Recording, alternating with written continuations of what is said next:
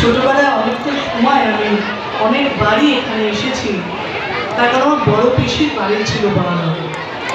এবং আমার মনে আছে সেখান থেকে যখন ওই মেঘ হতো না, তখন খুব সম্ভব ওই কাছের মন্দির বলে, কাছের বাড়ি না কাছের মন্দির ছিল, কাছের মন্দির, ওখানে আমরা দৌড়ে দৌড়ে যেতাম। যে ময়ূর ছিল, ময়ূর পেখম মেলবে আছে এখনো, এখন আমার দিল্লির বাড়িতে প্রচুর ময়ূর আছে।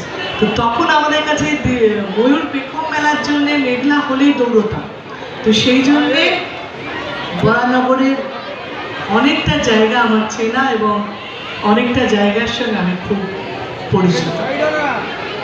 আজকে খুঁটি পুজো, যে কারণে আমাদের এখানে আসা, পুজো অনেক তাড়াতাড়ি সেপ্টেম্বরে, সুতরাং আমরা এখন খুঁটি পুজো হয়ে যাওয়া মানে দিন গোনা, আর কদিন বাকি আছে, আর কদিন বাকি আছে।